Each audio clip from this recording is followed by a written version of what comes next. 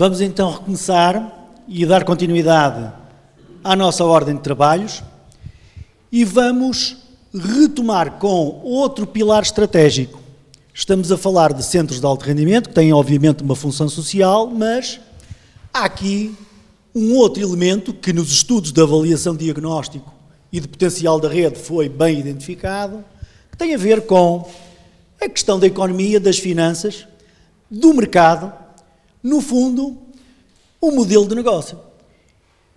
E para isso, é uma matéria que não se esgota hoje, vai ser também o pontapé de saída, teremos que continuadamente promover workshops sobre esta matéria, junto da rede de centros de alto rendimento, mas convidamos hoje o professor Dr. Domingos Freitas do Amaral, para quem não sabe, é mesmo filho do professor Freitas do Amaral, e é uma pessoa especialista em economia, em finanças e, para além disso, também especialista em desporto, o que é uma grande vantagem. Devota grande tempo da sua atenção e da sua preocupação também às questões da viabilidade financeira do sistema desportivo. Para além disso, há outra particularidade que gostaria de aqui hoje também informar e deixar sublinhado. O Dr. Domingos Freitas do Amaral participa com a Fundação num outro programa, também ele dedicado a uma parte do sistema desportivo nacional importante, as entidades desportivas nacionais, as federações, um programa que se designa de Pro Mentor, que é de mentoring profissional para estas entidades que têm necessidades muito específicas. É um programa que normalmente é feito com as grandes empresas, as nacionais e as multinacionais, e que estava, obviamente, muito distante do setor e do sistema desportivo. Porquê? Porque normalmente é muito oneroso. Isto que se faz, e nós estamos a fazer a fundação com a Universidade Católica Portuguesa, presumo que agora também poderá, fruto desta nova ligação, também com a Nova, mas essencialmente com outras entidades de grande valor internacional, que é a Deloitte. Isto quando é aplicado a empresas como a EDP e por aí fora, ou até uma RTP, são públicas e público-privadas, isto são programas muito onerosos, são programas muito caros. E o que nós fizemos em conjunto foi encontrar uma solução que pudesse estar à medida da bolsa das entidades desportivas nacionais e que lhes possibilitasse esta capacitação também. Porque o Pro Mentor, tal como aquilo que nós aqui estamos a tentar fazer, não é formação, é capacitação. E, portanto, deixar aqui também esta informação de que é uma pessoa que tem trabalhado com a Fundação do Desporto nos últimos 2 anos.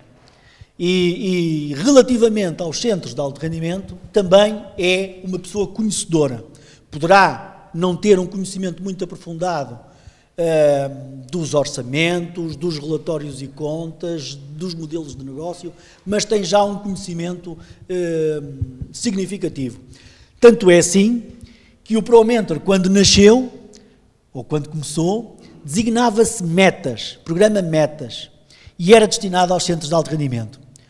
Contudo, na altura, os centros ainda estavam a iniciar as suas funções, achamos que era prematuro e, portanto, desenhamos um programa para as federações desportivas nacionais e depois, se justificar, e eu penso que sim, vamos conceber um para os centros de alto rendimento, que poderá não se chamar Metas, mas terá uma designação apelativa também.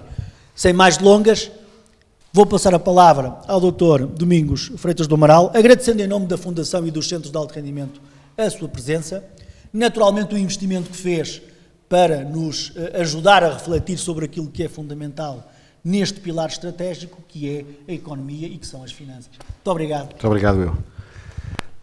Bom dia a todos e, em primeiro lugar, os agradecimentos à Fundação do Desporto pelo convite para estar aqui, ao Dr. Paulo Marcolino pelas amáveis palavras que preferiu. Uma pequena apresentação minha, de facto sou formado em Economia e nos últimos 7, 8 anos tenho-me especializado sobretudo na economia do desporto, ou seja, introduzir os conceitos económicos ao desporto, em todas as áreas, desportos, ligas, federações, examinar o fenómeno desportivo pelo lado da economia. Uma das grandes transformações que se deu no desporto nos últimos 20 ou 30 anos foi que o desporto se industrializou. Hoje o desporto já não é o que era há 100 ou há 50 anos, não tem nada a ver, é essencialmente uma indústria com características muito diferentes, desportos muito diferentes, e é preciso compreender o fenómeno do ponto de vista económico, porque de facto o desporto hoje em dia deve ser tratado da mesma forma que são tratados todos os outros setores da atividade económica. Deve ser olhado com as suas características específicas, mas também com as regras habituais da economia que existem. E isso é uma transformação muito grande no desporto, e uma transformação que eu acho que em Portugal ainda se está praticamente no início. Se vocês pensarem, a grande maioria das pessoas que trabalha em instituições desportivas não tem formação económica, não tem formação de gestão, vem de outras origens, vem da educação física, vem do próprio desporto, antigos atletas, vem porque gosta de desporto, mas não tem formação económica. E isso, por vezes, é importante reparar e perceber que é preciso que essa formação exista, porque hoje estamos a lidar com fenómenos económicos que têm um funcionamento muito próximo com outros setores da atividade. Eu, como economista, acho que é preciso sempre falar um bocadinho da economia em geral. Quer dizer, nós hoje, quando estamos a gerir qualquer empresa, e eu sou administrador de uma escola, portanto também tenho que fazer gestão diária na minha escola, tenho que perceber a conjuntura. Esta conversa, estas conferências, se calhar não podiam ter existido há 5 ou 6 anos, quando estávamos numa crise profundíssima. Porquê? Porque os objetivos económicos no meio de uma crise profundíssima não são muito ambiciosos, pelo contrário, são extremamente dolorosos. A conjuntura mudou. Hoje a conjuntura económica está mais fácil.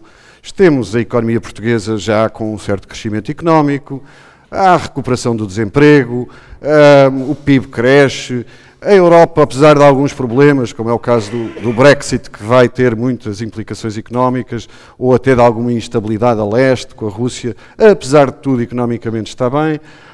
Os Estados Unidos estão eufóricos, apesar do Sr. Trump, não é? A verdade é que economicamente a economia americana está a funcionar muito bem, a China está em recuperação, teve dificuldades, mas está melhor, os mercados financeiros estão em níveis altíssimos, historicamente podemos estar à espera nos próximos tempos de um grande crash financeiro, porque é isso que acontece ciclicamente na economia, nunca estiveram tão altos os índices dos mercados financeiros. Nacionalmente sabemos que o turismo está todos os anos a bater recordes e, portanto, isto significa algo para a nossa economia e, nomeadamente, para o nosso específico assunto, isto é importante. Portugal, nos últimos 6 ou 7 anos, fez um grande esforço e também foi ajudado pela conjuntura económica, geográfica e política, e hoje tem muitíssimo mais turistas do que tinha há 10 anos. E isso é muito importante também para vós, que vocês, com os vossos casos e com a maneira como querem internacionalizar, isso também é bom, porque o país passou a estar no mapa muito mais, no mapa turístico, e as pessoas que vêm cá fazer treinos não vivem no vazio, também vivem em sociedades onde o nome de Portugal se está a falar muito mais como um destino turístico. Portanto, já há algum trabalho de que se pode beneficiar, logo no início, num processo de internacionalização, que é o país, neste momento, está no mapa turístico, e o turismo nacional está a bater esses recordes. Mas vamos falar sobre o desporto. O desporto é um setor bastante interessante da economia. Não tem muita dimensão. A percentagem do PIB que é gerada pela indústria do desporto é relativamente pequena. Em Portugal é 1,5% do PIB, talvez. E mesmo assim temos que, depois levarmos em conta outros eventos, turismo, que às vezes são desportivos, não é? Por exemplo, uma organização de uma final da Liga dos Campeões, vem cá imensa gente por causa disso. Isto é um evento desportivo, deve ser considerado ou não um evento desportivo, o turismo. Ok, pode ser um bocadinho mais, pode chegar até 4% se metemos lá essas coisas todas. Mas estamos a falar de um setor que não tem assim tanta dimensão. A construção civil tem para aí 15%, quer dizer, do PIB, ou mais, não é? Há setores muito maiores do que o desporto. No entanto, tem um interesse social altíssimo. Se calhar a indústria de moldes não vos interessa nada, não é? Querem lá saber. Mas o desporto interessa a quase toda a gente. A visibilidade social do desporto, a importância na nossa comunicação, no nosso dia-a-dia, é muito forte. Ou seja, é uma atividade que dá muito mais do que falar, do que produz efeitos económicos. A grande maioria dos setores num país, numa economia do país, a gente nem fala neles, quer lá saber. Não nos interessa muito, mas no desporto interessa. E, portanto, isso é interessante também. A enorme popularidade do desporto transformou-se num recurso económico fortíssimo e dirigiu a economia do desporto num novo sentido. Hoje, a economia do desporto é muito dirigida pela televisão, pelos patrocínios, pelo merchandising. Isto foi uma alteração brutal. Se vocês fossem ver há 40 anos, quem é que se interessava por um jogo de futebol? Quem ia ao estádio? Pouco mais, não é? Agora não, temos milhões de pessoas a ver, temos patrocinadores, direitos televisivos extraordinários, quer dizer, isto mudou tudo e isso significa que há uma enorme popularidade, porque se não houver popularidade também não há audiências, não é? E portanto o desporto profissional em todo o mundo vale muito, já vale cerca de 170 bilhões de euros por ano em todo o mundo, portanto já é uma indústria com peso e é uma indústria com imensa visibilidade. Características da indústria do desporto, características específicas. É global, estamos a falar de marcas globais, de estrelas globais. Não é o Cristiano Ronaldo, é o português mais conhecido no mundo inteiro, é um desportista. O segundo português mais conhecido no mundo inteiro, se calhar, é o Mourinho, outro desportista também. Portanto, estamos a falar de pessoas em todo o mundo. Eu, outro dia estava a falar sobre o Liverpool. Se eu vos fizer uma pergunta e vos perguntar quem é o presidente do Liverpool, nenhum de vocês sabe. Mas se calhar sabem quem são os jogadores melhores do Liverpool. Ou seja, há estrelas. As estrelas são os atletas. Em todos os desportos, as estrelas. E são globais, a maior parte deles. Enfim, uns mais que outros, como é evidente. É um negócio muito atípico. Porquê? Porque tem consumidores muito leais e fãs com altos níveis de consumo, proprietários que investem muito, e não é só no futebol, também há outros desportos onde os proprietários investem muito, muitas vezes sem terem uma expectativa realista de retorno financeiro. E isto aplica-se também ao Estado. Há imensos complexos desportivos como este, que são investimentos do Estado. Não tem-se uma expectativa realista de que isto vai ser um negócio rentável. Os Estados fazem isto porque acham que devem fazer, porque devem ter instalações desportivas. Não é porque elas vão dar dinheiro. Os clubes de futebol, às vezes, também fazem um mega estádio. O Atlético de Madrid fez agora um. Eu não sei se aquilo alguma vez vai ser rentável, mas eles precisam, gostam de fazer isso. O desporto implica investimentos fortes que muitas vezes não têm uma expectativa realista de retorno. E isto é uma coisa atípica, porque se vocês forem falar com uma fábrica de salsichas, ninguém vai expandir a fábrica de salsichas a não ser para fazer mais salsichas e vendê-las. Isso não faz sentido. No desporto pode fazer sentido fazer um estádio de futebol maior só por razões de imagem, modernidade, para gerar uma quantidade, e não sabemos se aquilo vai ser rentável, porque ninguém sabe se o estádio vai estar cheio, não é? E, portanto, há muitos investimentos que são atípicos. É uma indústria de estrelas também. Os jogadores e os atletas são normalmente quem tem o poder. Há pouco falei na história do presidente. Não são os presidentes que mandam. Quem mandam são os atletas. Eles, se quiserem jogar, jogam. Se não quiserem, está tudo estragado, não é? Natureza cíclica. As competições, algumas são anuais, outras são mensais, eventos de tempos a tempos. O Mundial de Futebol só há de 4 em 4 anos, não é? Os Jogos Olímpicos só há de 4 em 4 anos. Quer dizer, tem uma regularidade, uma natureza cíclica complexa. Na indústria, o futebol é o desporto dominante. De facto, 43% do mercado desportivo é futebol. Os a seguir somados, basquetebol, hóquei, futebol americano e Fórmula 1 representam 40% do mercado. E aqui estamos a falar de... A América é muito importante, futebol americano, basquetebol, hóquei, isto é tudo a força do mercado americano e o volume de negócios que gera. Os restantes desportos, todos somados, são 17%. Portanto, a maioria dos desportos que se pratica nos vossos CAR são desportos que não estão no topo da geração de receitas e do volume de negócios. Tirando o caso do futebol, eu acho que há alguns casos onde há também atletas futebolísticos, mas o resto não. Quer dizer, se me falarem da natação, do surf, do ténis de mesa, não estamos a falar de desportos que gerem uma quantidade extraordinária de receitas. Nem em Portugal, enfim, haverá um ou outro país onde são mais fortes, mas a grande maioria dos vossos desportos não estão no topo da tabela dos que geram dinheiro à séria, não é? Na indústria. Instabilidade financeira. Isto é habitual. Eu, quando falo com as federações, quando falo com os clubes, toda a gente diz que tem problemas financeiros. É assim, em todo o mundo. Não são muito diferentes dos outros. Quer dizer, obviamente os Estados Unidos é um país muito mais rico, portanto eles têm, se calhar, menos instabilidade financeira em certos desportos. Mas isto é comum. É comum em Inglaterra, é comum em França, é comum em Espanha. Se forem falar com centros de alto rendimento, se calhar noutros países, eles também têm dificuldades de arranjar, porque de facto, pronto, o ténis de mesa não é um desporto que gere por uma fortuna colossal de receitas. A instabilidade financeira é comum ao desporto. É estratégico para os mídia. Ok, não estamos a falar se calhar dos vossos desportos dos caras, mas os eventos desportivos hoje em dia são importantíssimos para as televisões, importantíssimos. Ainda agora se está a discutir a questão da Sport TV, não é? Se perdeu a Champions, como é que vai ser? Quer dizer, isto é estratégico para as televisões precisam de ter eventos desportivos para darem na sua programação, porque senão não têm público. São dos eventos que mais público geram. Isto é absolutamente estratégico. E é importante perceber isto, porque o poder do desporto também vem daí, da capacidade colossal de gerar audiências. E isto não acontece na maior parte dos outros setores da atividade da economia. Não conseguem gerar essas audiências, portanto não têm tanta força, portanto não são tão estratégicos para os mídia. O desporto é. Pronto, isto, portanto, são algumas das características, quando nós estudamos os fenómenos desportivos, nós temos que perceber que isto diferencia o desporto das outras indústrias. Tem estas características. Nunca nos podemos esquecer destas características, porque senão não estamos a olhar bem para o desporto e bem para a economia do desporto.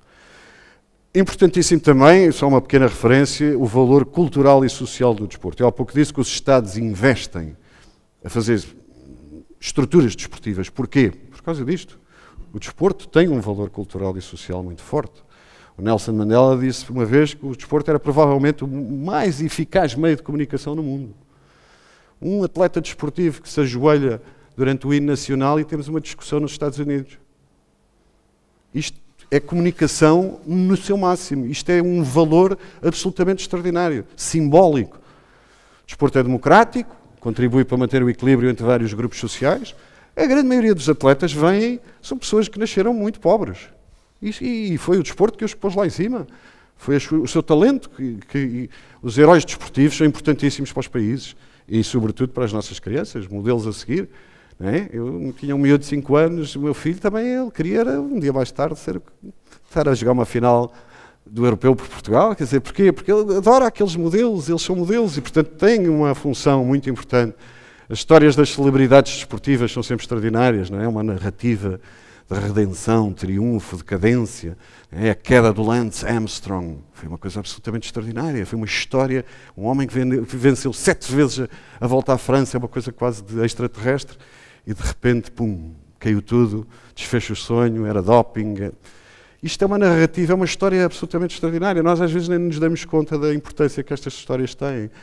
O desporto é fundamental para combater o racismo e o sexismo. Todos estamos hoje de acordo que é uma das melhores maneiras de estabelecer valores sociais. Pessoas do mesmo país identificam-se imenso com as equipas nacionais. Hoje nós temos um patriotismo que só bate mesmo, se calhar, quando ouvimos o hino nacional no desporto. É a seleção que ganha, é uma medalha que alguém ganhou, e nós emocionamos-nos, não vale a pena fingir o contrário. Porquê? Porque é assim, é a nossa terra, é o nosso país. Em imensas coisas já não nos dá, pronto, nem ligamos o patriotismo, mas no desporto nós estamos lá a sentir aquela emoção. E isso é uma coisa que é muito importante porque encoraja isso, encoraja o orgulho e a identidade nacional. Contribui também para promover valores universais, como a paz e a cooperação, os Jogos Olímpicos. os mundiais de futebol, tudo isto é feito também para promover ideais de estabilidade e de paz. Infelizmente, durante a Segunda Guerra Mundial, uma das coisas que parou foram os eventos desportivos. Isso é sintomático do que é o drama que é uma guerra, é que deixa de ser possível. E logo que acabou, voltaram os eventos desportivos e toda a gente quis celebrar, mesmo com aqueles que tinham perdido, voltaram a ser aceitos. Porquê? Porque o desporto é assim, é para promover a paz, não é para promover o resto. E portanto, temos sempre de nos lembrar disto. Isto é um triângulo que eu costumo mostrar sempre aos meus alunos de Economia do Desporto. Tive que o traduzir porque eu dou as aulas em inglês, portanto há aqui 1 ou 2 slides que vão aparecer em inglês, mas portanto eu depois explico um bocadinho melhor, se não souberem alguns inglês, mas basicamente o desporto é uma espécie de pirâmide. Lá em cima estão os profissionais, não é? Desportos mesmo profissionais, que todas as semanas trabalham, todas as semanas há jogos, todas as semanas há basquetebol, todas as semanas há... São estes, as ligas, os espectadores, os direitos televisivos, os jogadores, os patrocinadores, as organizações desportivas, isto são os profissionais. Mas são poucos, não são assim tantos quanto isso. Depois temos os grandes eventos desportivos, que têm uma regularidade semi-permanente. O Grande Prémio da Fórmula 1 é de 3 em 3 semanas, mês a mês, não é todas as semanas, como o Campeonato de Futebol. São eventos que vão mudando de país e de sítio. Muitos dos vossos desportos funcionam neste regime, não são propriamente uma liga, são uma sequência de eventos ao longo do ano, não é? Têm especificidades na forma de organizar, as pessoas que participam, os espectadores, a intervenção governamental, os voluntários que muitas vezes trabalham nestes eventos. Portanto, é uma indústria com características um bocadinho diferentes da indústria profissional, por exemplo, como o futebol, ou o futebol americano, ou o basquetebol americano. E depois temos a indústria de consumo, que é o desporto de lazer, não é? Eu, se comprar uma bicicleta, já entrei um bocadinho na economia do desporto. Fui a uma loja desportiva, comprei uma bicicleta e fui passear. Quer dizer, a minha ligação à economia do desporto é um bocado ténue, mas existe. São eventos, são situações... se vou ao ginásio, se vou ao health club... Ainda hoje de manhã, às 8 da manhã, estava a nadar na piscina do meu health club ali ao pé da minha casa. Isto é indústria desportiva. É uma participação numa área económica desportiva. Mas é uma participação relativamente amadora, não é? Portanto, tudo isto, o desporto, vou à Decathlon. A Decathlon é uma loja desportiva. Vou à Sport Zone. Tudo isto são economia desportiva. Mas é uma indústria de consumo, já tem características diferentes. Não é? Portanto, eu normalmente situo-me nas aulas que dou e nesta conferência situamos-nos lá em cima. E aqui um bocadinho também, mas sobretudo lá em cima. E hoje, na conversa que vamos ter, nós estamos a falar de pessoas que estão ali. Porque as pessoas que vêm aos vossos carros normalmente são profissionais. São atletas profissionais. Podem ser mais jovens, menos jovens, mas são sobretudo atletas que levam aquilo. Não sou eu que vou para os carros, não é? Passear com os meus filhos, não é? Eu não sou o vosso consumidor. Profissionais. Portanto, estamos a falar de mercados específicos e o desporto tem que ser visto sempre, perceber bem. Há pouco o Dr. Paulo Marcolino falou o que é o mercado, não é? O mercado, fala-se do mercado. O mercado é isto, é onde a oferta encontra a procura, não é? Quer dizer, o que é a oferta? A oferta são vocês, é os caros, vocês têm algo para oferecer, não é? Temos aqui um centro de alto rendimento. Isto é a oferta. Já vamos falar sobre as características da oferta, mas quem é a procura? São as pessoas que cá vêm, não é? Portanto, o mercado é o local, o momento onde a oferta e a procura se encontram. No dia em que entra aqui há pouco o Carlos falou-me de uma seleção da Suécia que teve cá antes de preparar-se. Pronto, a seleção da Suécia é a procura. O carro de alto rendimento é a oferta. A oferta e a procura encontraram-se. A seleção da Suécia teve cá 3 semanas a fazer um estágio e a preparar-se para os Jogos Olímpicos. Portanto, quando se fala em oferta, procura, mercado, a gente depois tem que desmistificar isto. Ok, são nomes vagos, mas agora vamos para o concreto. E é isso que nós vamos falar um pouco, não é? O que são os centros de alto rendimento? Quer dizer, vocês sabem muito mais disto do que eu, não é? Eu estou a falar aqui, mas vocês é que sabem.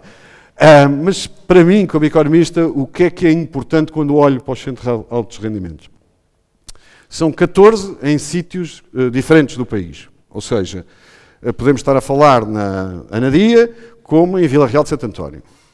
Não é? Portanto, temos vários sítios completamente diferentes entre si. Maia, Montemor Velho, Nazaré. São estruturas diferentes. Aquilo que vocês veem aqui não está replicado nos outros 14 CARs. São todos diferentes. Portanto, a estrutura de cada CAR é diferente, não é igual. Nós podíamos estar a falar de um modelo que foi aplicado 14 vezes, em 14 sítios. Não é assim. Não têm todas as mesmas características. E são uns muito maiores, outros mais pequenos, uns desportos diferentes também. Não se praticam os mesmos desportos nos 14 CAR. Com certeza que há alguns que se podem praticar em todos, ou eventualmente em vários, mas normalmente não é assim.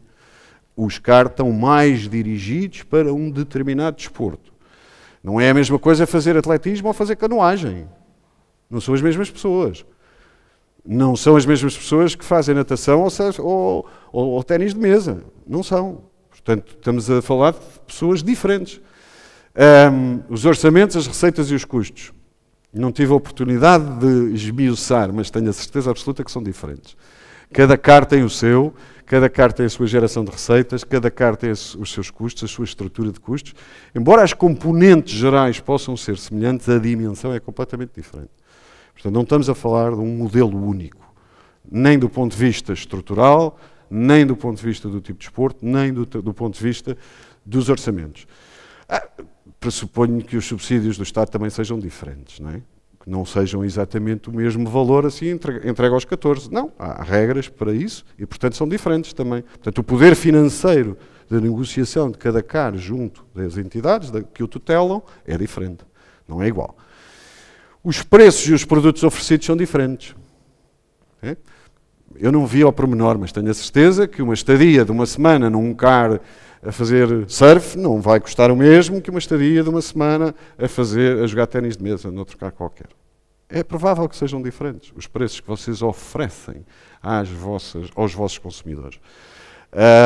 E o produto oferecido também pode ser diferente. Há CARs que têm excelentes condições para as pessoas ficarem lá, a dormir, a viver durante 3 semanas, e há outros que não têm tão boas condições. É mais difícil. Portanto, o produto que vocês estão a oferecer é diferente. Não é o mesmo. Não têm todos uma chapa 5 a dizer assim, venham aqui, dormem nestes quartos, hotel, não digo de 5 estrelas, mas tipo hotel... Não é assim. Nem todos têm essa capacidade. Ou um restaurante ótimo, tivemos ali há pouco a fazer os coffee breaks, têm ali uma sala ótima, se calhar a comida é ótima, aqui também, presumo. Não quer dizer que todos tenham a mesma capacidade.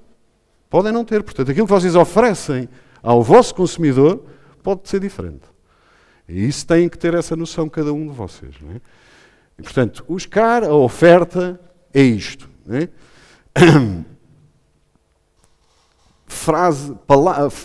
Expressão-chave em economia, vantagem comparativa. Isto é um termo que os economistas usam desde o século XVI. Qual é a vantagem comparativa? O que é que diferencia o vosso CAR? Porque é que ele é mesmo bom? É a pista de canoagem que é excelente. Essa é a vossa vantagem comparativa. É a localização junto às ondas da Nazaré. É essa a vossa vantagem comparativa. Lembrem-se sempre o que é que vocês são mesmo bons. Cada um. Porque isso é onde vocês têm que agarrar quando quiserem promover o vosso CAR. Porque é que é bom? Pode ser até porque está próximo do aeroporto e é facílimo de ir lá e voltar.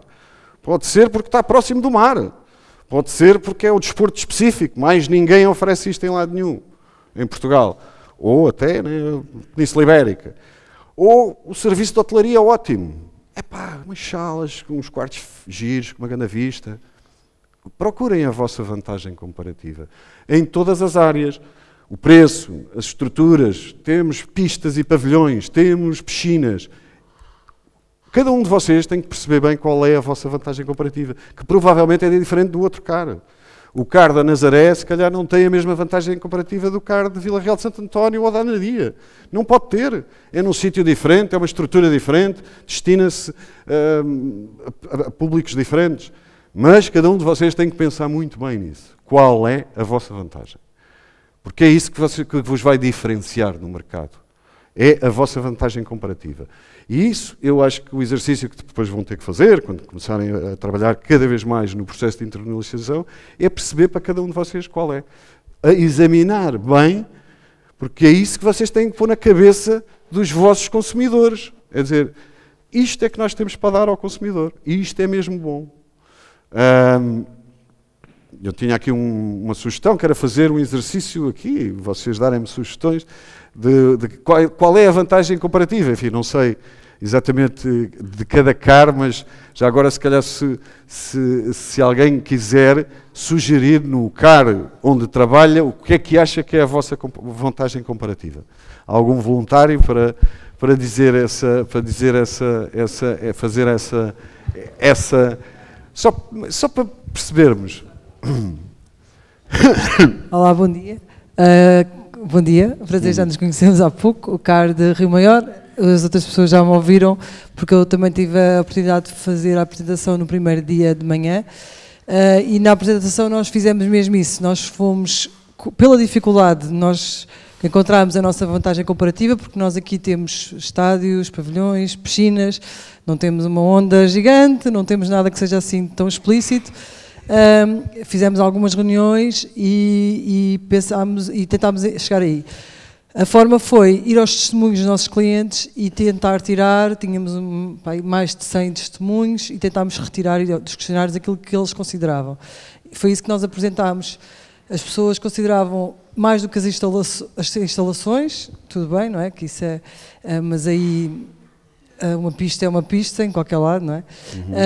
Era o home, nós pusemos em inglês porque lar ou casa não traduz tanto a palavra que as pessoas tentavam transmitir, que era o feel like home. Até tentámos usar isso como slogan. Portanto, train, feel like home. Aproveitámos o facto de sabermos que os atletas são pessoas algo solitárias, porque eles têm um trabalho árduo e sozinho, passam muito tempo fora de casa, então fomos a captar essa questão de dar um ombro de casa, o feel like home. A outra era a family, portanto, que sentir-se em casa e sentir-se que estava integrado numa família.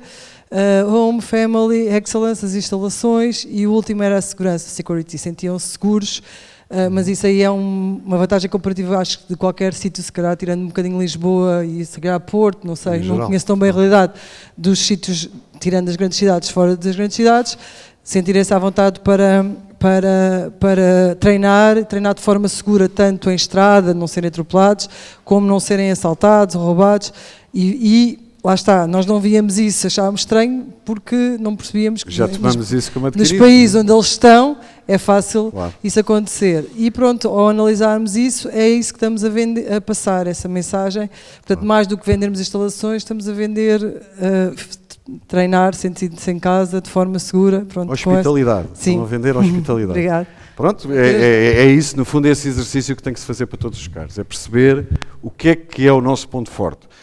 Julgo que percebi, foram inquéritos, ou seja, é a percepção do consumidor. Eu acho que isso é importante também, mas também é importante nós pensarmos o que é que nós achamos que é a nossa força. Pronto, e no encontro das duas coisas se vai perceber. Mas a hospitalidade é claramente uma coisa, e é uma vantagem. Se for perguntar a grande maioria dos turistas que vêm a Portugal, eles ficam surpreendidos com a hospitalidade dos portugueses. Portanto, é de facto uma vantagem comparativa como povo que nós temos.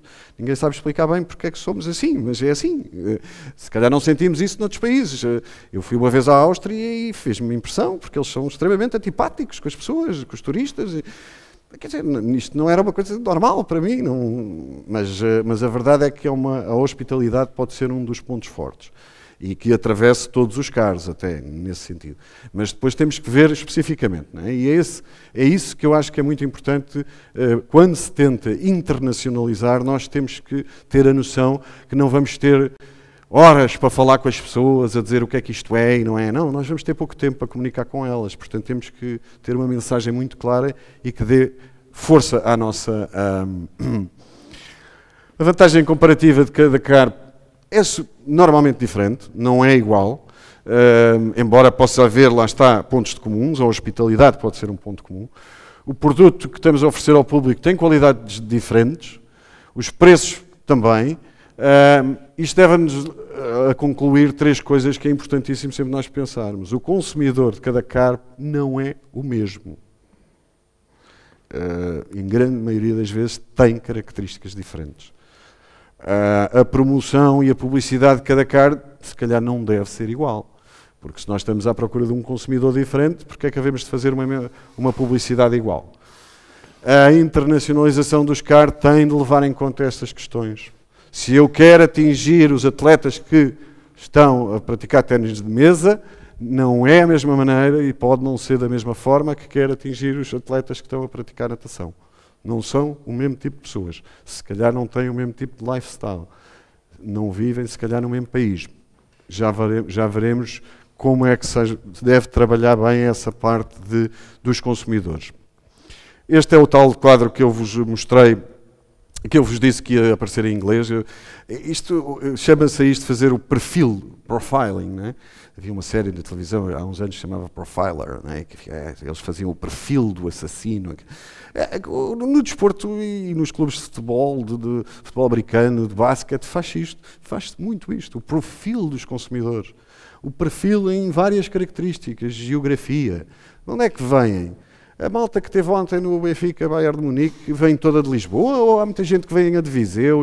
Quer dizer, nós temos que perceber quem são os nossos consumidores em termos de geografia, em termos de demografia, que idade é que têm, que sexo é que têm, que classe social, educação, ocupação, família, falou-se há pouco na família também. É importante perceber, os atletas têm família também, e isso tudo são... Depois temos os fatores mais sociais. Isto no público, ou seja, quando estamos a falar dos consumidores de um desporto, é mais importante. No caso dos atletas, é diferente. Isto chama-se o ciclo da família, não é? O ciclo de vida da família. As pessoas, quando têm 20 anos, estão aqui, mas quando têm 70 já estão ali. E se vocês perceberem, o consumidor vai mudando, não é? As suas preocupações e a sua capacidade financeira. Uma coisa é estar estudante, ainda não casado, outra coisa é casarmos agora e temos que fazer alguns esforços financeiros e, portanto, não temos muito dinheiro disponível para gastar noutras coisas. Outra coisa é já tenho filhos, outra coisa é já tenho netos. É completamente diferente, o consumidor vai mudando. E nós, enquanto consumidores de desporto, vamos estar aqui numa destas situações. Agora, nos CAR... é diferente, porque isto não é o público que vai ao estádio de futebol ou de basquetebol. Quem é o vosso público não é esse. Portanto, o vosso público tem características. Quem vocês têm aqui a gerar receita para vocês tem características também. E tem que se estudar bem essas características. São mais novos, são mais velhos, e esse é um pouco o exercício que há pouco estou apenas a repetir, porque os consumidores dos produtos CAR estão aqui. São profissionais, sobretudo. Podem ser até mais jovens no sentido da seleção de sub-16 de futsal. Está bem, mas aqueles já são embriões de profissionalismo. Têm uma dedicação ao desporto completamente diferente dos outros miúdos de 16 anos que não são atletas. Portanto, são consumidores específicos, não são consumidores gerais. E isto é muito importante para se perceber quem é que vocês andam sempre à procura quando quiserem internacionalizar. Vocês não vão... querer que vos apareçam aí uma quantidade de miudagem de 7 anos com os pais para ver qualquer coisa. Não é esse o vosso consumidor. Num estádio de futebol pode ser, mas num CAR não é esse o vosso consumidor. Quem são os nossos consumidores em cada CAR? É isto que cada um de vocês tem que fazer e tem que pensar muito bem. Há pouco o Carlos mostrou-me ali um painel cheio de fotografias com as seleções todas que já passaram por Rio Maior. Quer dizer, temos aqui uma quantidade diferente de consumidores, sexo diferente, homens, mulheres, idades diferentes, miúdos desde os, já não sei bem que idades, mas muitos deles jovenzinhos, até uma determinada idade, porque depois os atletas também a partir de certa idade deixam de ser atletas, não é? E, portanto se calhar já não precisam dos CARs, não é? Portanto a idade é na vida de um atleta a idade é um elemento absolutamente essencial e portanto nós estamos a falar de consumidores que estão ali numas balizas de idade muito concretas, não vos vão aparecer aqui, enfim, um ou outro desporto pode-se praticar ainda profissionalmente até mais tarde, como é o caso do hipismo, por exemplo, mas são raros os desportos em que a partir de certa idade as pessoas ainda conseguem ser competitivas como atletas profissionais. Os rendimentos, isto é malta que tem muito dinheiro? Os atletas que vêm ao CAR têm muito dinheiro? Ou precisam de ser os clubes ou as federações a financiar-lhes essas deslocações? Quais são os países de origem? É de todo o mundo. Aqui, ali naquela painel temos ali praticamente do mundo inteiro. Mas se calhar noutros casos não é assim. Se calhar não vem malta de todo o mundo, se calhar vem mais de 2 ou 3 países. E, portanto, vocês têm que perceber muito bem no vosso CAR quem é que são os estrangeiros que vêm cá. Quer dizer, não sei se vêm chineses praticar ténis de mesa, mas até podia, não é? Porque é um desporto extremamente popular na China. Agora, nós temos que perceber se depois são as associações, os clubes e as federações que pagam estas estadias. Porque aí o consumidor já é duplo, já não é só o atleta, já também é a instituição, que é o consumidor. E, portanto, temos que perceber bem que há aqui uma diferença. Quem é que toma a decisão?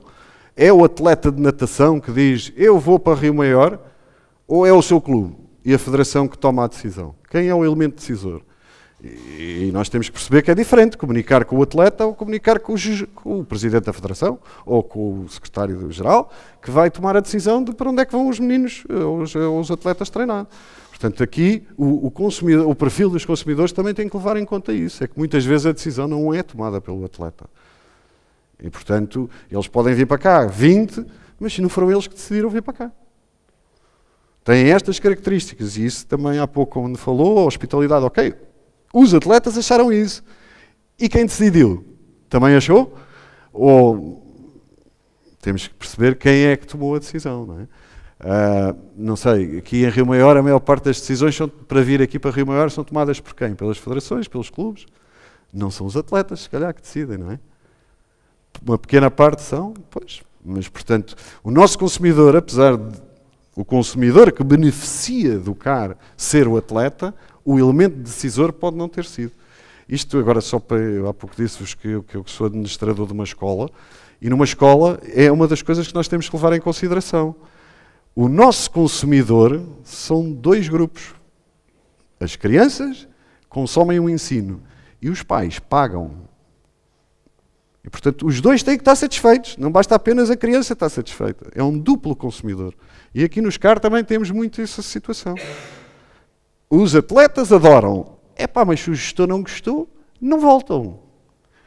E, portanto, lembrem-se disso.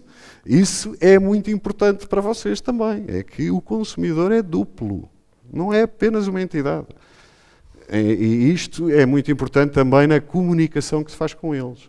Porque você pode andar aqui a paparicar os atletas todos durante 15 dias, mas se o presidente da federação ou o gestor ficou enervado com qualquer coisa que lhe aconteceu, não volta. E, portanto, levar em consideração o tipo de consumidor e o duplo consumidor. É muito importante nestas coisas.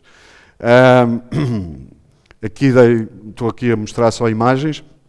Algumas destas imagens eu fui buscar aos vossos sites, aos sites da Federação do Desporto. Quer dizer, pronto, normalmente aparecem imagens desportivas, não é? Pronto, a gente vai ao CAR de Peniche e aparecem umas ondas, ok, tudo bem. E está só apenas a mostrar que se faz lá surf, não é?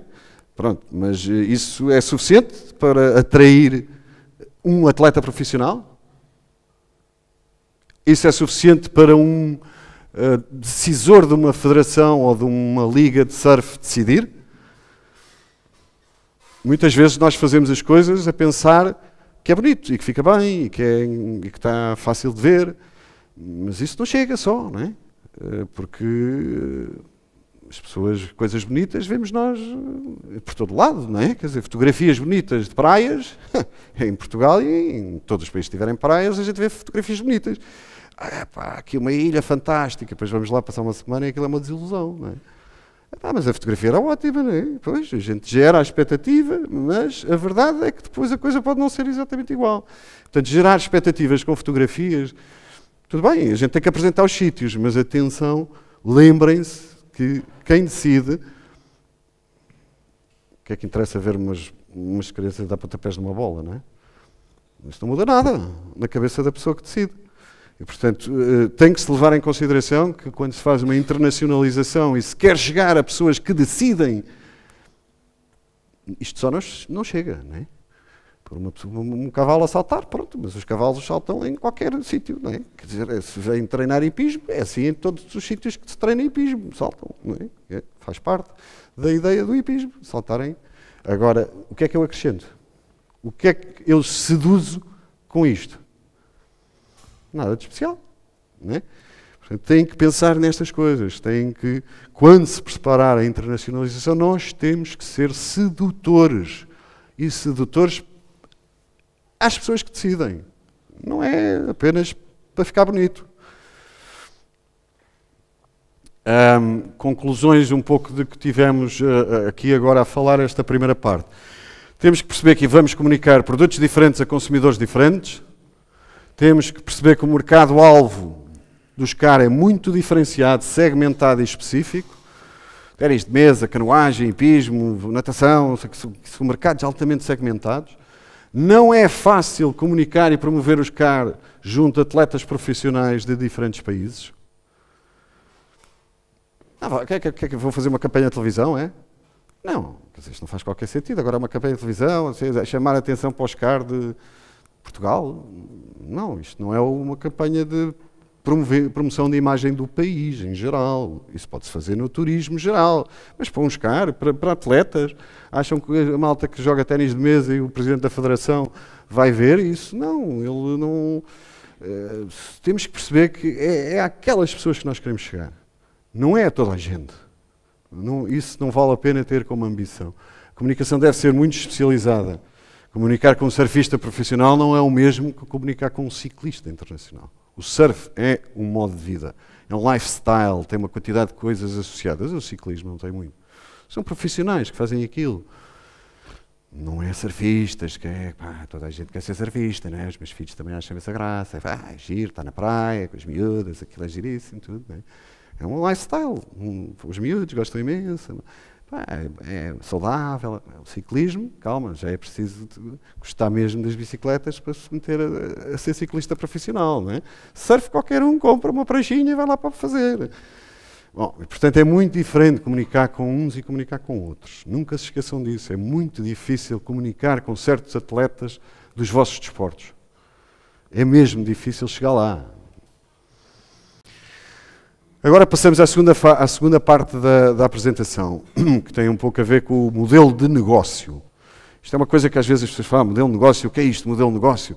Bom, o modelo de negócio é muito simples. Numa empresa há receitas e custos. Não é?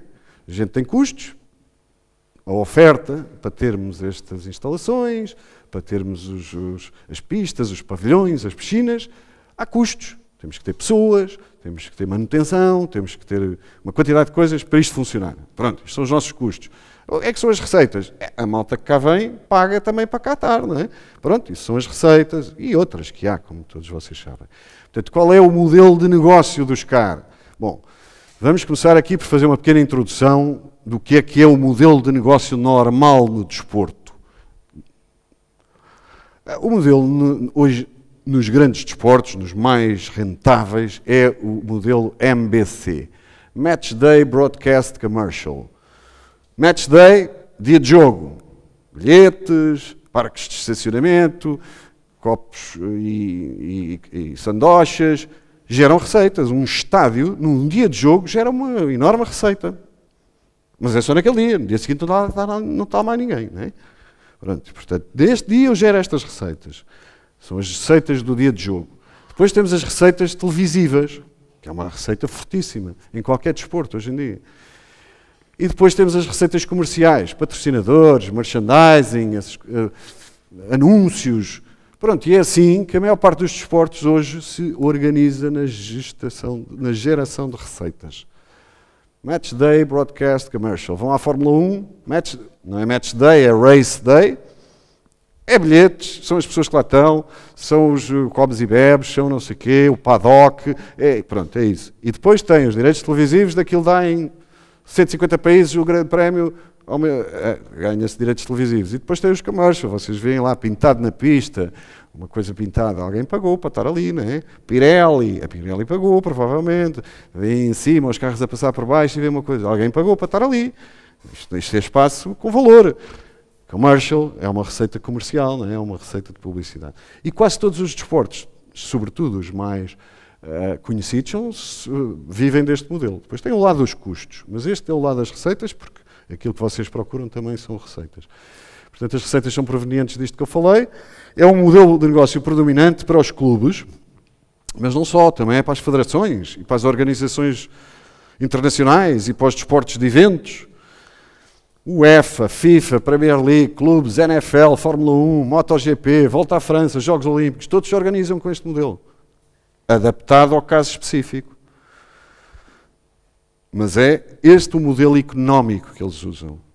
As receitas vêm destas três áreas. Os custos depois variam, não é? É diferente ser uma volta à França, tem custos específicos durante aqueles dias, do que ser um clube profissional de futebol, cujos custos são os salários dos jogadores, as contratações, os treinadores. É diferente, depois, caso a caso. Mas o modelo da receita, da geração de receitas, é muito parecido em quase todos. Também num evento internacional, o Mundial de Futebol é a mesma coisa.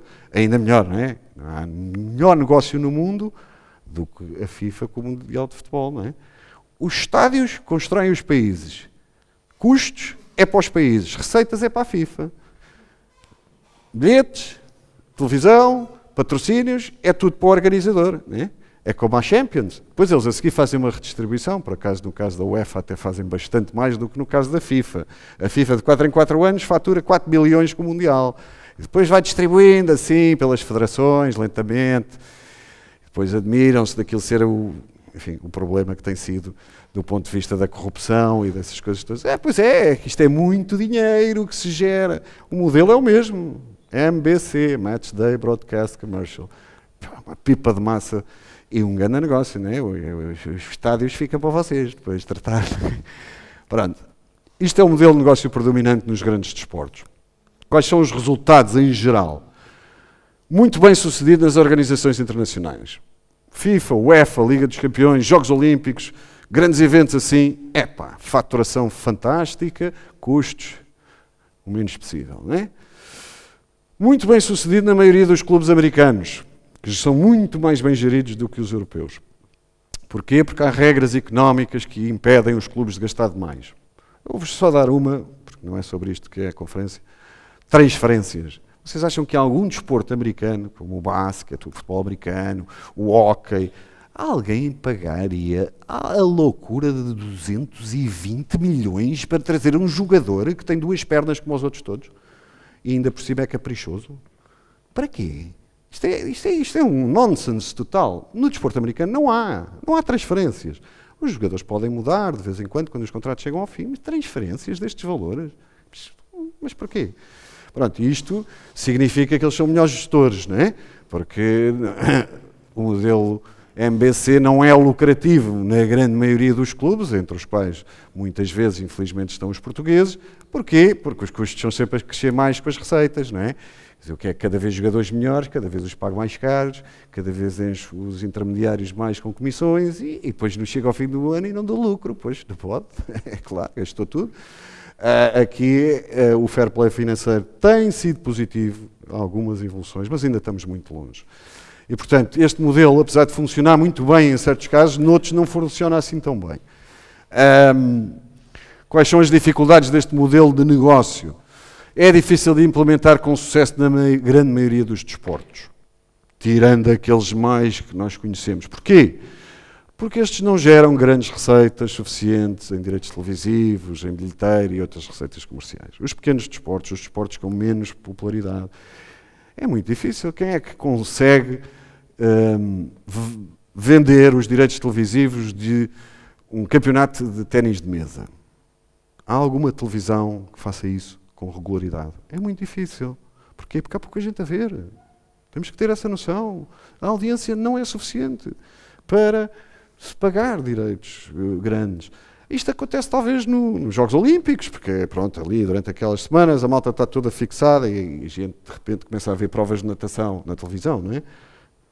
Mas durante o ano normalmente as pessoas não veem provas de natação na televisão e portanto temos este problema, ou seja, é muito difícil gerar receita na grande maioria dos desportos. Não são muito elevados. Isto não é só uma coisa portuguesa, é em quase todos os países do mundo. Vocês vão aos países mais ricos, mesmo à televisão americana, E é difícil vocês verem campeonatos de ténis de mesa na televisão americana. É igual, não geram esse potencial porque não têm audiência. Tirando algumas exceções em alguns países, a grande maioria das organizações desportivas não têm resultados positivos. É assim. A grande maioria das federações no mundo inteiro não dá lucro, dá prejuízo. Muitos clubes pelo mundo inteiro, a grande maioria dos governos e das câmaras tem de financiar o desporto. Mesmo na América. As pessoas às vezes não sabem, porque, enfim, não conhecem se cagar, mas a quantidade de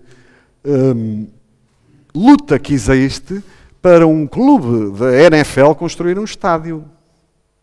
A gente pensava assim, na América, NFL, ganham uns... mas eles também são espertos, não é? Quando querem construir um estádio, toca pedir dinheirinho às câmaras e ao governo. Então acham que alguém mete ali 1.000 milhões de euros só do seu bolso?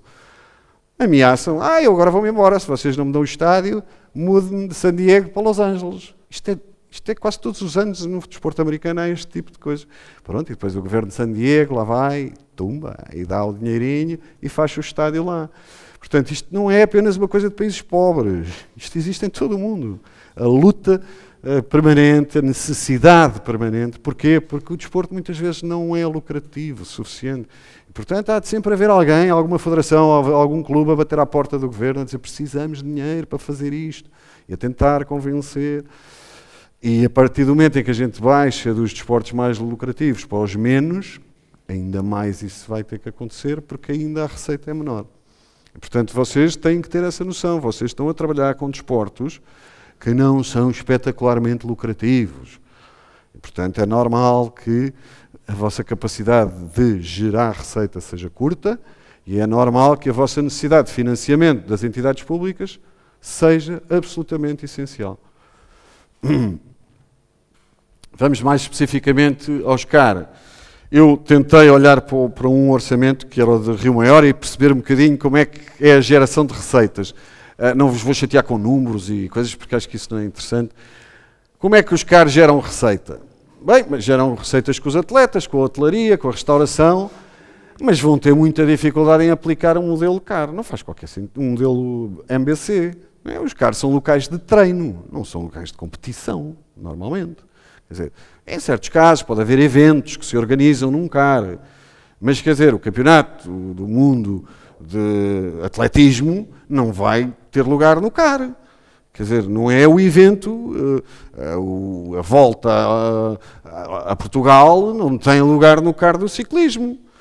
Pronto, há alguns que podem ter alguns eventos, mas a maioria estamos a falar de locais de treino. Portanto, não são geradores de match day ou de TV rights, direitos televisivos. Esqueçam, vocês não têm essa possibilidade. Podem ser, em alguns casos, geradores de receitas comerciais, porque podem ser patrocinados. Em alguns casos é possível ir à procura de patrocinadores dos CARs. Mas bilheteira de quê? Não é? Quer dizer, quem é que vem aqui ver... Pronto, no dia que houver o campeonato de natação, talvez venham alguns, mas não é a vossa atividade principal. Já disse isto também, a maioria dos esportes que são praticados no CAR não são espetacularmente rentáveis, não são, tirando algumas exceções em alguns países. Os atletas, portanto, e os clubes e as federações também não são os mais ricos do mundo, tirando algumas exceções. Isto também é importante. A maioria dos desportos que podem ser praticados no CAR não tem muitas celebridades desportivas internacionais a quem a gente se possa recorrer. Né? Isto no desporto acontece muito. Se eu conseguisse convencer o melhor ciclista do mundo, ou o Usain Bolt, a vir aqui a um CAR, se calhar de repente isto, a amplificação, mas é difícil de convencer algum grande atleta internacional, porque a maioria destes desportos não tem essas estrelas, não gera essas estrelas. Nós podemos conhecer alguns desportistas, mas não conhecemos pessoas com a dimensão de um Cristiano Ronaldo ou de um Messi, não é? Não existe a maior parte dos desportos. No surf, a única coisa que a maioria das pessoas sabe, o Kelly Slater, pois há 15 anos que ele ganha e tal. Agora começamos a seguir ao Kelly Slater, qual é o segundo? Começa logo tudo, pois, Não são celebridades mega estrelas internacionais. São surfistas, profissionais, excelentes, mas o nome deles não é um brand suficiente que possa arrastar multidões para o CAR. É difícil de encontrar esses exemplos. E, portanto, também não podemos basear a nossa estratégia de internacionalização em convites a estas estrelas. É quase impossível, porque estas estrelas não existem muito nestes desportos. Ok, podemos tentar, com alguns casos, ir à procura do campeão de ténis de mesa ou da equipa melhor da China, mas não são tipos muito conhecidos, não é do mundo, e portanto não têm grande capacidade de mover audiências extraordinárias. E, portanto, isso também é importante vocês terem noção. Também para o modelo de negócio do CAR, há uma coisa boa, não é? O investimento em estruturas provavelmente já está feito, não é? E não é um custo para vocês. Quer dizer, um clube de futebol faz um estádio novo, depois tem que ficar a pagá-lo, enfim, a não ser que lhe tenham pago a Câmara também, ou o Governo. Mas para os CAR, a não é um custo, em princípio. É apenas algo que podem usar, mas não... Pronto, alguém está a pagar a estrutura, ou já pagou, o Estado, a Câmara, e isso é importante perceber também. Os subsídios que o Estado e as câmaras dão aos CAR, em princípio, vão-se manter. Não é? Quer dizer, não há propriamente agora, assim, de repente, uma mega crise económica que vos tira os subsídios todos. Não, há uma certa estabilidade nisso nos próximos anos. Coisa importante também, os CAR não têm como objetivo dar lucro aos acionistas. Vocês não têm aqui um acionista privado a dizer, então, como é que é? Isto dá dinheiro ou não dá? Não, isso não é o vosso problema. Numa empresa privada, se calhar tem, né? Se isto fosse um hotel privado, há um dia que o acionista diz, então, como é que é? Isto gera receita ou vou ter que vender aí a um grupo qualquer? Não, vocês não têm esse problema. O vosso acionista é um acionista estável que, em princípio, espera-se que vai continuar durante muitos séculos, não é? É o Estado português. Vai continuar, não é? Quer dizer, pode em certos momentos a política mudar, o ministro, a cor do governo, mas as coisas, em princípio, vão continuar, não vão alterar-se drasticamente de um dia para o outro, como podem alterar numa empresa privada, que vier um acionista novo e mudar tudo. Se quiser, é dele. Não é? Isso normalmente não acontece nas coisas do Estado. Apesar de tudo, há uma certa estabilidade. E, portanto, a internacionalização dos CAR que se procura, e isto é uma conclusão muito importante, não vai alterar o modelo de negócio dos CAR. Quer dizer, não é por nós agora temos aqui mais pessoas estrangeiras a virem para os CAR que o vosso modelo de negócio muda muito. A única coisa que vocês estão à procura é de aumentar as receitas. Não vão mudar o modelo de negócio, não vai de repente haver televisões aqui a fazerem direitos televisivos, nem atletas profissionais. Não, quer dizer, o modelo de negócio vai continuar basicamente o mesmo. Tem receitas, tem custos, tem subsídios. Isto vai se manter mais ou menos. Agora, o que vocês querem é aumentar as receitas. E a internacionalização visa isso. Aumentar as receitas. Aumentar através de consumidores estrangeiros. Não é? A internacionalização é para isso.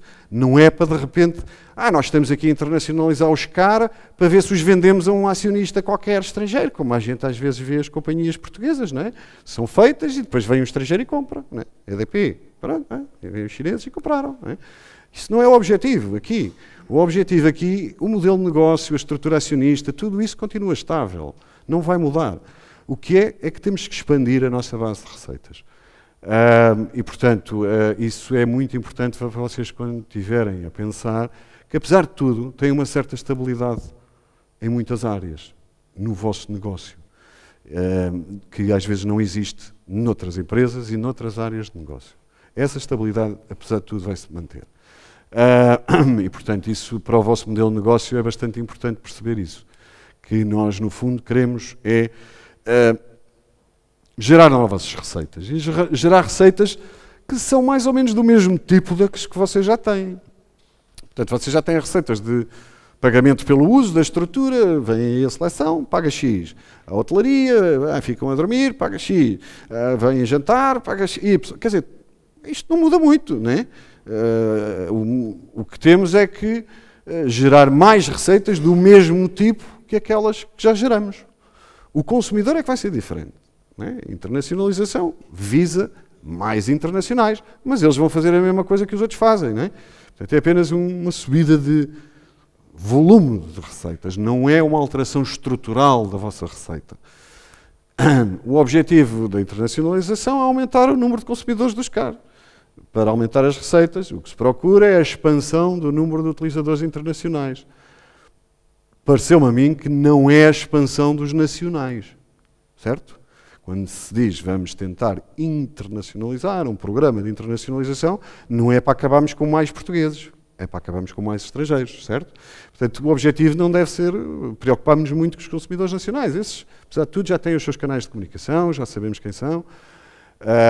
Portanto, nós o que temos é que ir à procura destes, mais ainda do que já temos, dos novos consumidores internacionais. É esse o objetivo da internacionalização. E, portanto, às vezes, lembrem-se disso, não procurem impressionar muito Portugal, não é? Com o que vão fazer, porque não é esse o objetivo.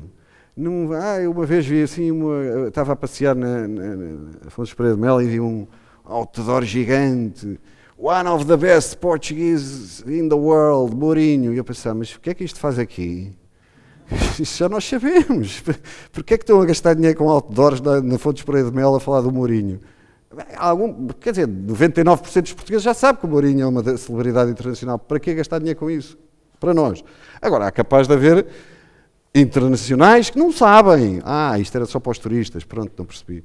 Então, se calhar, havia maneiras mais fáceis de chegar a essas pessoas do que pôr na Fontes Pereira de Melo, que ainda percebi nem sequer era um sítio, enfim, que tenha assim uma grande atividade turística por aí além. Porque, enfim, e, portanto, é muito importante vocês perceberem isso. Vocês não têm aqui que impressionar os portugueses, porque esses já não são o vosso consumidor. Preocupem-se em impressionar os estrangeiros. E esses é que a gente quer cá, não é? Esses é que a gente tem que chegar. E, portanto, é muito importante perceber isso. Chegar aos internacionais. Pronto, e agora, enfim, para terminar, porque daqui a pouco também tem o vosso almoço, eu não quero estar a atrasar-vos em demasia, queria aqui apenas fazer um resumo daquilo que foi mais ou menos conversado. Estou à vossa disposição se quiserem interromper para qualquer pergunta, mas neste processo de internacionalização há aqui 3 ou 4 coisas que eu quero que vocês percebam e vou repeti-las porque é isso mesmo que é importante. Que tipo de produto é que vamos vender aos internacionais? Né? E aí voltamos a pensar, vantagem comparativa. Pensem na vossa vantagem comparativa, foquem o vosso produto nisso. Localização, alojamentos, estruturas, hospitalidade, proximidade ao aeroporto. Pensem na vossa vantagem comparativa e foquem-se nela. É isso que vos vai distinguir a cada um. Pode ser a onda do mar, pode ser a pista da canoagem, que é de facto fantástica. Mas é isso então, não se percam, não se dispersem a falar sobre tudo, porque não vale a pena apresentar tudo. Não, a gente quer é focar naquilo que é o nosso ponto forte. Isso na comunicação é cada vez mais importante, porque senão as pessoas dispersam-se. As pessoas não querem logo saber, vem uma pista de canoagem, é giro, pronto. Vão ver o que é a seguir. E aí, num segundo nível e num terceiro nível é que se vai dando a informação a seguir. Não precisamos de querer mostrar logo tudo de uma vez, porque as pessoas não têm tempo a pensar em tanta coisa. Portanto, atenção ao vosso produto, foquem-se nele, percebam-no bem, e perceber bem não é, eu gosto tanto daqui do meu cara, que está pintado de branco, é giro, sinto-me tão bem. Não é vocês. Vocês têm que perceber a estrutura. É importante em quê? Vocês até podem não gostar daquela parte, mas se os vossos consumidores gostarem, isso é que é importante. E isso é que vocês, muitas vezes, as pessoas têm que pensar. Quer dizer, eu às vezes olho estou na escola e penso assim, esta escola, 72 anos, bestial. Não sou eu o consumidor. Eu tenho que olhar para os pais. O que é que os pais acham? Isso é que é importante. Ou as crianças acham. Isso é que é importante. A gente tem que pensar muito, às vezes estamos agarrados à nossa instituição e temos imenso orgulho nela e não temos a perceber que o consumidor pode não achar de todo a mesma coisa que nós. E temos que recuar um bocadinho e dizer, ok, a minha opinião agora para. Eu quero saber a opinião do consumidor, quero saber o que é que o consumidor pensa. O que eu penso eu já sei. Agora pode haver aqui desencontros entre aquilo que nós gostamos, no nosso CAR, e aquilo que o consumidor gosta, no nosso CAR. Bom, mas quem é que vai trazer a receita? Somos nós? Não, é o consumidor, portanto lembrem-se disso. Não interessa muito o que é que vocês pensam. Pensem mais no que é que o consumidor pensa. E definir muito bem a vantagem comparativa. Qual é o consumidor que queremos atingir? E isto é mesmo, eu acho que deve-se fazer um estudo, porque tenho a certeza absoluta, eu não tive tempo, obviamente, para fazer estudos sobre o consumidor de ténis de mesa ou de natação e de ciclismo e de canoagem, mas tem que se perceber muito bem, porque de facto eles são diferentes. São pessoas diferentes, têm características diferentes, se calhar vêm de países diferentes, dão valor a coisas diferentes. E isso nós temos que perceber. Portanto, eu não vou fazer uma comunicação, como há pouco disse, com um surfista da mesma maneira que faço com um ciclista. Não é a mesma coisa. Não é a mesma pessoa, não dá importância às mesmas coisas. Lembrem-se do país de origem, lembrem-se do tipo de desporto, lembrem-se do elemento decisor. Não se esqueçam que, por vezes, não são os atletas. E isso é muito importante porque esses elementos decisores podem dar importância a outras coisas que os atletas não dão tanto. Portanto, isso tem que ser muito bem afinado numa estratégia de internacionalização. Depois são outras coisas que vêm a seguir, os preços que vamos praticar.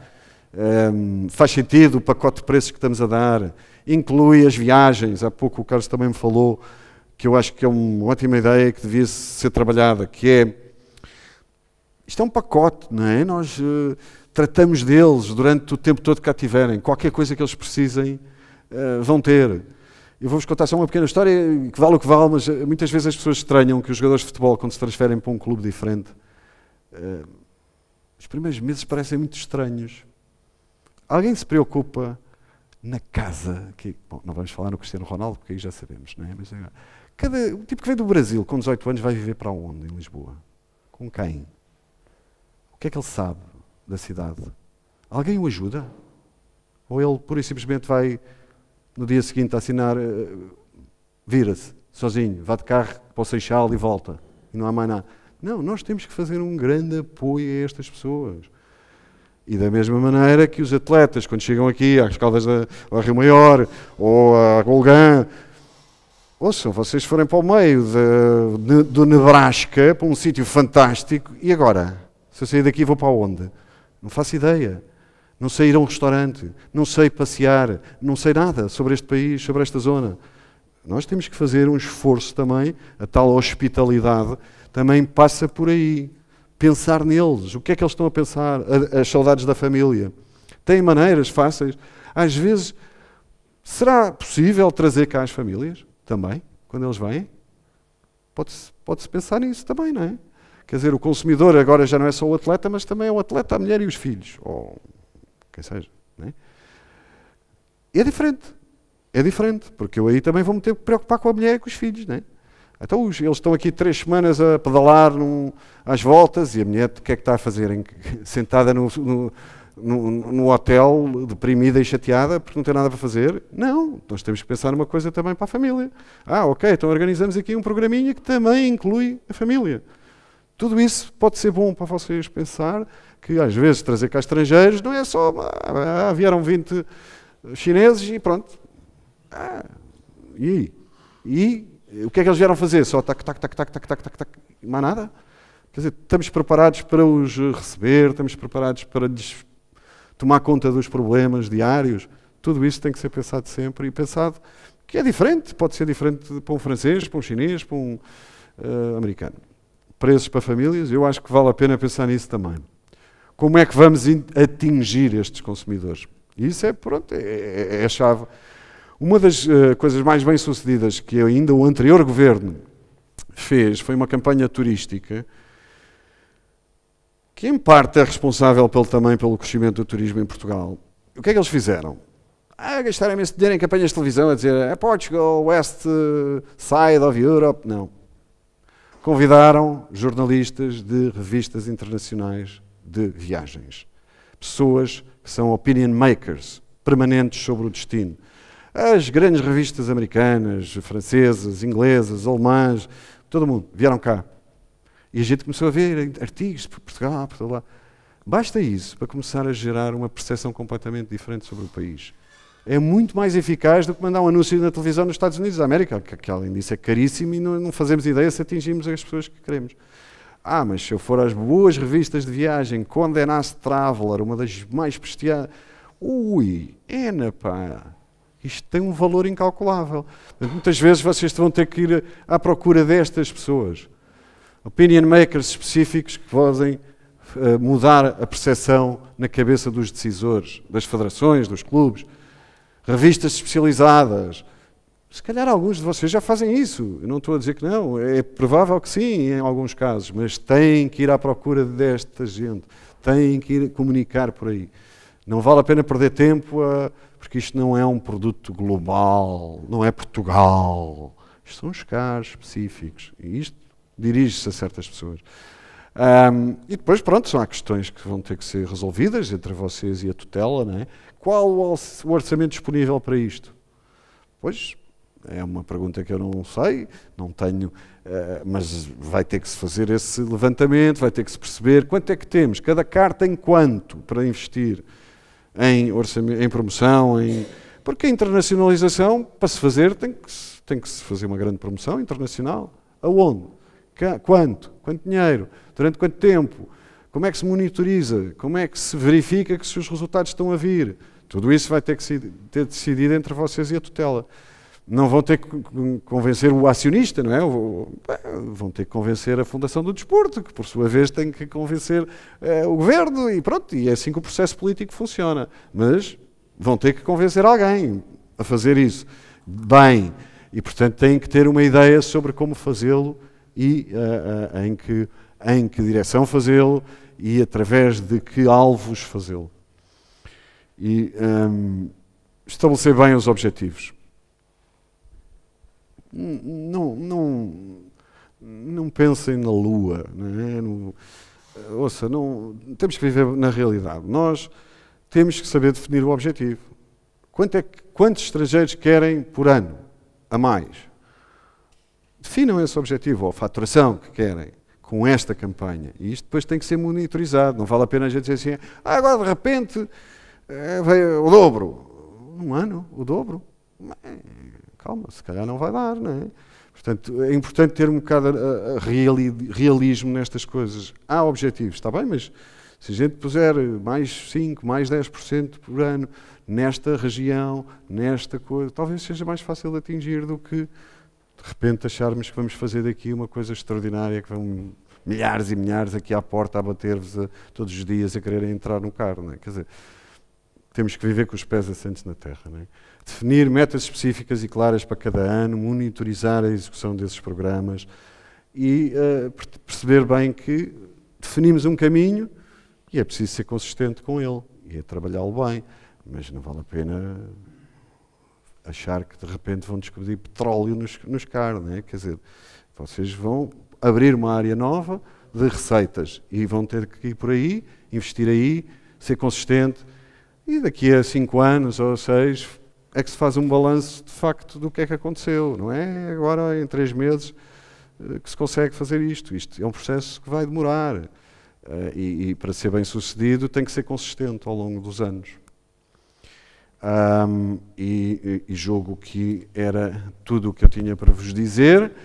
Não sei se têm alguma pergunta para fazer, se não têm, se querem alguma interação desse tipo, estou disponível, obviamente, e caso contrário, agradeço a todos a vossa presença. Dr. Domingos Freitas do Amaral, muito obrigado. Não sei se alguém quer colocar alguma questão, mas estamos também em cima da hora do almoço. Acabou por levantar aí algumas questões importantes e algumas questões que vão ser precisamente abordadas já a seguir depois do almoço, que têm a ver concretamente com hospitality e incoming. Portanto, são outros 2 pilares importantes e vamos ver se conseguimos, de facto, desenvolver um modelo de negócio que seja coroado com sucesso. De toda a forma, Foi claro no investimento que fez e na análise que fez do modelo de negócios atual. Os CARs não têm, os CARs não podem, os CARs não. Agora, o que é preciso também é tentarmos trabalhar um pouco naquilo, o que é que os CARs podem, não é? E, de certa forma, também podemos, e lançamos já aqui o repto para continuar a contar com a vossa participação, com a participação da Universidade Católica, da Deloitte, portanto, entidades que se preocupam em ajudar tão somente isto. Alguém nem sequer tem a ideia do que é que quer, às vezes até nem produto tem e ajudam a criar desde o produto à carteira de clientes. Portanto, isto é difícil, é um processo, mas faz-se. Só para dar um exemplo do que é que se consegue fazer, neste momento vende-se a peso de ouro, pedra, granito, para a Península Arábica. Portanto, se os portugueses são capazes de colocar lá granito, calhau, a bom preço na Península Arábica, nós vamos de certeza conseguir vender e exportar tudo aquilo que produzimos nos centros de alto rendimento. Muito obrigado, Dr. Domingos Freitas do Amaral. Convidamo-o para vir para o almoço connosco. Até já.